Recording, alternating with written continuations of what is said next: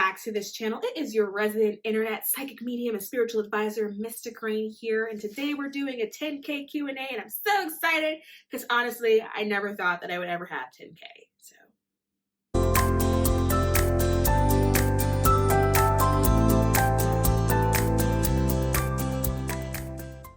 So before we jump into this video, shameless plug, if you want access to me through a tarot reading or life coaching or even a spiritual hour with me where I teach you anything spiritual or we talk about your spiritual questions and we go over that, check out the link in the description box below, the part that says consultations. I'm also doing a 50% off 2021 year ahead astrology report sale. This is a 100+ page weather report for you, charting all your planets, letting you know the energy of the skies, giving you warnings, letting you know what to look forward to on things like money, career, and finance. If that's something that interests you, check out the link in the description box below. I will also soon be starting astrology courses for anyone that's interested in learning. So if that's something that you're intrigued by, make sure you hit that bell button to get all the notifications, or hit that bell button. Is it that bell button or is it that bell button? I don't yet know what side of the screen it's on. So we're just gonna hit that bell button. Boom, boom, boom, boom. Because one of these is gonna catch it. And subscribe! There was a decent amount of questions that were submitted. I was very appreciative. And so we're gonna talk about it. So the first question that I got was, what made you decide to share your gift on YouTube? And the answer to this was there wasn't really a decision that was made. It was more so of a calling. Spirit told me to do this, and so I followed suit. I didn't choose to share it. I was told to share it. And yeah, just following my calling. I got a call, and so I answered. So the next question is, do you still work a traditional job? And do you regret moving from the UK? I do not regret moving from the UK because it wasn't my choice. I had to leave the UK because it was an immigration problem. If it was up to me, I would still be in the UK, but the government switched, the laws changed, my immigration category was affected, and so I'm back in the US. And in terms of the traditional job, I do work a traditional job, actually. I work a very matrix job. Actually, I work in politics. I am a fellow politico, and pretty kind of significantly in there. And still working, actually, because I'm based out of Georgia. So I have had no sleep since the election, and your girl is exhausted. The next question is, what's your biggest goal in life? And this shocks a lot of people when I say it. I don't have a goal. I have a spiritual mission. So I think my perspective on what life is different than a lot of people's perspective. I chose to incarnate, and I'm very fortunate in the sense that I remember this. I chose to incarnate to help with the ascension process and to help humanity. So I have a mission, and it's really fascinating because in my life, if I veer too much off that mission, if I go too far left or too far right, my life falls apart. My life is very balanced energetically and harmoniously when I am pursuing that mission and I'm on the path to fulfill that mission. But if I go too far, I mean, everything falls apart. Love life falls apart, money falls apart, job losses, everything. Like, I have to stay on task. And because of that, I don't have life goals. I do have things I want to do to entertain myself. And that could be like, oh, I want to get this job because I think it may be fun to experience it. Or, oh, I want to travel there because I think it may be fun to experience it. But I don't have life goals in a sense that people have goals because they think that that's what life is, like the accumulation of fulfilling goals or succeeding at goals. I have a mission, and that's why I'm here, and that's why I incarnated. How old are you? Nice try. Next question. When did you start your astrology journey? There is no start point. I was always into it. When did I start taking it seriously? Like, oh, I need to study? Was earlier this year when the plague happened. Fun fact, the planetary alignment at that time is a planetary alignment that happens every time there's a plague. So that's when I was like, everybody needs to know this. Have you experienced sleep paralysis? One time, I think.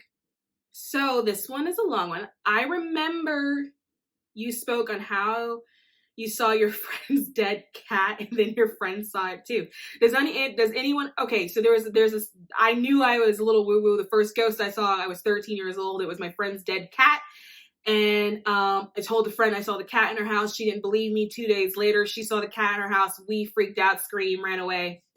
So they're asking me, does anyone else in my family see spirits or have any type of spiritual gifts? Not that I'm aware of. So I didn't grow up with my father's side of the family, just my mother's side of the family. And as far as I'm aware, none of them have it. None of them dispute that there could be other things that exist. Like none of them dispute the idea of ancestors or spirits. But do they see them, communicate with them, sense them like that? No, not like me, not at all. So I actually think that I probably do get it from my father's side, because I don't see any evidence of it on my mother's side. How did you know that your sister was speaking to you when she passed? Speaking to a person on this realm and someone else in a different one are very different energetic frequencies that you're working with. At that moment, I didn't have the vocabulary to explain the difference, but I was very clearly able to feel and sense that there was a difference. And she spoke in her own voice. Spirits speak in their own voice. So if they have accents or they speak other languages, they speak in their own voice. And so she spoke in her own voice. I was able to tell. Also, it was the matter of the conversation. um she was telling me like, yo, I just died, because she had a sense of humor, and the family has a sense of humor, right? Like we talk like that to each other. So she was speaking like, yo, like what happened? And I was like, girl, I don't know. Do you still receive any visits from your sister? No, I do not. I gotta summon the bitch. Honestly, she does not like being in this frequency. She thinks it's too dense. She would prefer not to come. I really gotta call her down. Like, it's really like, if you don't get down here right now, it's a whole dramatic ordeal. Which is actually kind of funny, because that's how she was in the living world. Like, you had to summon her to the kitchen. If she didn't want to come, she wasn't coming. Like, she wasn't gonna do what you wanted to do, right? And I also want to address again that, they still maintain their personalities. They're just in a different realm. They're just on a different side of the veil, but all the personality is still there. So when you graduate, so to speak, it's not like you graduate and then like you like wear white robes, or like you still have your humor and your sarcasm and your wit and all that type of stuff. So she's the same. She if I called her when she was living, she wasn't going to come, and she damn sure doesn't come now. So what was your first experience like doing a psychic or a tarot reading for someone? It was very lackluster. It was 10 years ago, and I bought a tarot deck from a bookstore. I went back home with my roommate, showed my roommate the deck, and that deck came with like a fold out poster thing, and the poster had a spread on it. And so we sat on the floor, and I laid out the poster with the spread, and I shuffled the cards, and I put the cards on the spread, and I understood none of it. Very lackluster. Nothing magical happened. And then we've got a number of requests here that came in. Can you do a lesson on pendulums? Sure, I will do that. Can you please make videos about deepening our spirituality? Yes, I will do that too. Just give your girl, some time. I'm coming off an election. I'm very tired. I just need a nap and a glass of wine. But, I'm going to get to it. I'm going to get to all of those things. I do have larger plans for mysticrainn. Next question is, how do you contact your spirit guides? You talk to them. You like how I'm talking to you now. So much of this world is so much less complicated than what people think it is. You just talk to them like how I'm talking to you now. If you are in a place in your journey where you feel like you don't hear messages or you don't sense messages, the easiest thing that you could do is start writing. Say out loud, hey, I'm here, I'm receptive. Let the message flow through you, and then start writing, and then let your pen flow, and then they'll kind of talk to you through words that come out of the pen. Or if that seems too complicated for you, ask them to talk to you when you're sleeping. Ask them to talk to you in your dreams, so you can start the communication process that way. But you can contact them just by how you would contact your friend, by picking up the phone and giving them a call. Just talk to them. Hey, hello. That's how I talk to them. I'll just be walking around the house. Hey, Jeremy. I got a problem. We need to talk about it. Or if I'm upset about something, I'll summon the whole council. I'll be like, look, all of you get down here right now. Like, we have a conversation. And then they pop right down and they go, okay, what is it? I mean, you can call them however you want to call them. We have to remember that they live or they exist outside of the ego. And they too have personality and humor and wit. And so you just talk to them like how I'm talking to you. I would like to know, how do you know when you meet a twin flame or a soulmate? Okay, I'm going to have to make separate videos about twin flames and soulmates. One, they are very, very, very, very different experiences. A twin flame is such an intense connection that in the beginning of that connection, it's almost severe, right? It's you'll feel it. It's not really a situation of, is this my twin flame? You'll feel it. It's so intense that you'll get signs before it happens. Things like glimpsing will happen where you'll start to sense an impending partner. You'll start to get signs from your guides that someone is coming in. There's a prep phase that the universe does on you, letting you know that someone's coming into your life, because the connection is so intense that if you met the person without being prepared or knowing you were going to meet them, you would run from the connection. So you would actually have warning that that person was on their way. You may have had glimpses of maybe what they could potentially look like, how they could potentially feel. You would know, you would have a lot of warnings, which is why I need to make another video because we need to talk about that. Soulmates are a bit more of a harmonious feeling. It's a bit more of a calmer experience. They don't come with warnings from spirit that that person is on their way. A soulmate is anyone that's in your soul tribe. A soulmate can also be a best friend. It's a mate to your soul. It's not necessarily always romantic. If you feel that that person is part of the soul tribe, there's a synergy there, then they're probably your soulmate. We have many, many, many, many soulmates. I will say this. Not everybody's going to meet their twin flame in this lifetime. Don't hate me. There's a reason for this. Twin flames are meant to expand the energy of both people that are in the union because they have some type of spiritual mission, right? And they need that energy in order to fulfill that spiritual mission. So if part of your soul's purpose in this lifetime doesn't have to do with a spiritual mission, then it's possible that you may not come across this twin flame. Now, this does not mean that they don't exist. They may not just be incarnate in this particular lifetime. It doesn't mean that you didn't have one in past lifetimes or that you're not going to come across that soul again in a future lifetime. We also have to consider that there are mates in other realms. So when you graduate and you leave this realm and you go back to your normal state of being, we all have mates, right? So it's not like you die and then like you're alone in the grave forever. I will make another video explaining I'll make another video. How do you handle the death of your loved one spiritually? You handle it by allowing yourself to grieve. Society is not set up in a way to allow you to experience pain or emotions or sadness or grief. Society gives you 2 weeks of bereavement and then they expect you to be able to come back to work at full productivity. That's not how it works when you lose someone that's near and dear to you. You have to give yourself permission to feel that and not put parameters on how long it takes to allow that amount of energy to pass through you, and understand that when you're dealing with the death of the loved one, that death affects the rest of your life. It's not a year and you're back to normal. It's not 2 years and you're back to normal. There is no back to normal. Death of the loved ones promote evolutions and trigger evolutions in self and in spirit. And you will change, and you have to allow yourself to be accepting of that change and grant yourself the grace and the space in order to evolve, however which way that looks, even if that means having a wine bottle once a week. So the next question is, I'm interested in shadow work. My husband is terrified that I will be opening a portal to the dark side. My desire is to become a light worker, and I'm being drawn for some reason. This is very common. Portals to the dark side. This is actually something a lot of people that fear or that concern experience. I was also there once upon a time. you're not opening a portal to the dark side. That's really the answer to that question. Or you're not opening a portal to the dark side. What you're really doing is remembering. The path of spirituality is the path to remembering who and what you actually are.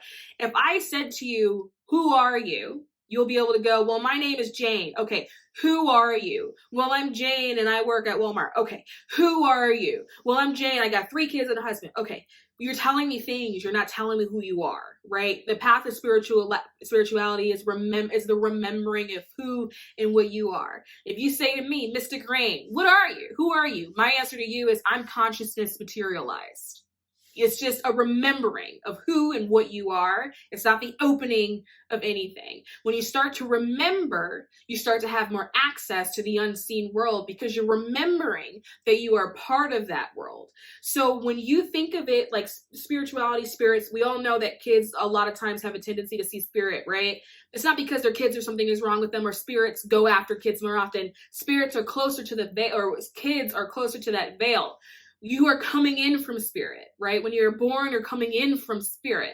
So you're just closer to the veil. So kids have the ability to see and experience all of that type of stuff. As you get older, you get farther from the veil. So when you get back into spirituality and you start remembering everything that's going on, what happens is that pushes you closer to the veil and you start to experience things again. But it's not a portal, it's a remembering.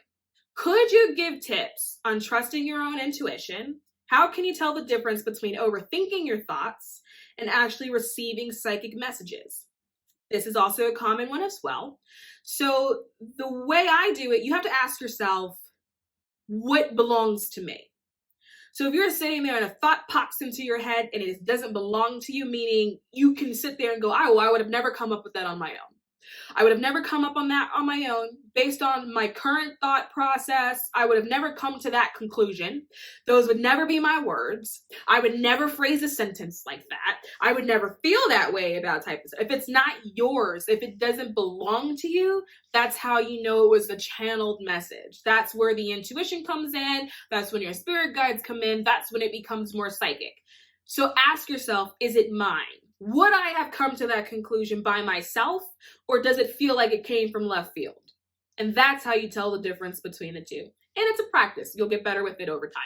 This is a good one. Are you ever skeptical, doubtful about tarot and or your other spiritual practices? How do you handle that? Not anymore. However, I used to be. I used to question whether or not it was the right thing. I used to question whether or not it was of the devil. I used to question whether or not I was right. Am I making it all up? Am I full of it? Oh, I mean, I used to go through the gamut of it. And most people do. This is actually a very normal part of the spiritual journey. What you're doing is you're competing with ego, right? It's your higher self competing with your ego, which is of the third dimension of this world. It's a very normal experience. So another question I have is, do you think people are turning away from their faith? I do not think people are turning away from their faith. I think people are losing faith in the system, but I don't think that they're turning away from their faith. I think people are learning that they have been told and taught what to believe, but I don't believe they're turning away from faith. I believe that people are turning away from the church and religion, but I don't believe people are turning away from their faith specifically, right? There's a difference between things like religion and structured organizations and spirituality. Those two things aren't different. I don't think people are turning away from their faith. I think they are realizing that the things they were told to have faith in lack merit. What do I think about the rapture? What a fun one. This is a doozy. I'm not a woman of the church. However, I understand the premise. One, I think the rapture is just a little bit of, it's just dramatic. I think it's a dramatic word for what's going on, but I also understand that it's the church's way of explaining what's going on. I feel like calling it a rapture is a way to induce fear, and people start being concerned about the life that they're living and whether or not they're going to heaven or hell. And I don't really agree with it when it comes to that. However, there is a new energy that's coming in. You know, they're really just talking about the switching of the ages, right? We are leaving the Piscean age, we're going into the age of Aquarius, and this next decade, based off of sort of that great conjunction that everyone's been talking about of Jupiter and Saturn conjunct in Aquarius, right? Meaning Jupiter and Saturn coming together in Aquarius.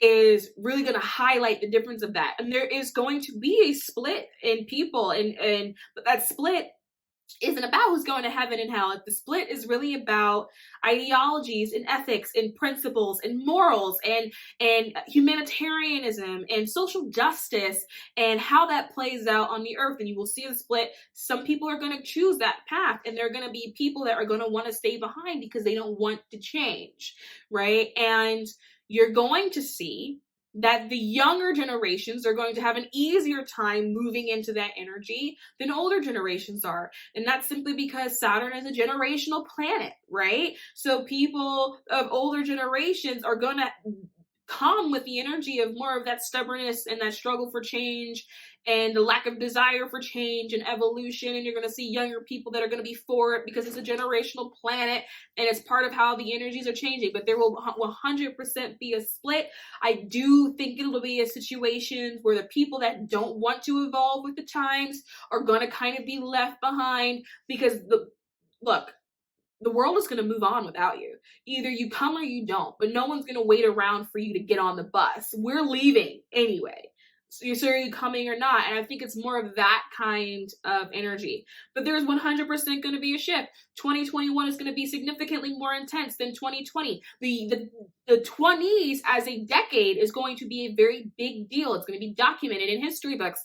And the next 5 years in particular are going to be one hell of a transition. So yes, if you talk about rapture in that context, absolutely, I'm here for it. But I do disagree with how the church phrases things. It could be a little less doomsday, in my personal opinion. But that's going to be the end of the video. And I hope you guys learned something, So there's that. Oh, by the way, I do think it's really important that as we move into these new times, that you start to be a little bit more discerning with the information that you get, even things that come out of my own mouth. Allow yourself to question things. Allow yourself to do your own research, to come to your own truth and your own conclusions. If I say something to you that you feel really resonates, then awesome, take it. But if I say something that doesn't resonate, then leave it. You don't have to take it. And this goes for everybody. Everybody. Question yourself. Right? Because information is going to be coming at you and flying at you. There's going to be new truths that are going to be coming out of this whole sort of dawn of the ages thing. And it's going to require a lot of discernment on everyone's part. So, it's cool if we don't agree, and it's also cool if we do agree. We don't have to have such heavy emotional attachment to whether or not we agree on something or if we don't agree on something. But that's going to be the end of this video, guys. And before I let you go, please make sure you check that description box below, get in touch.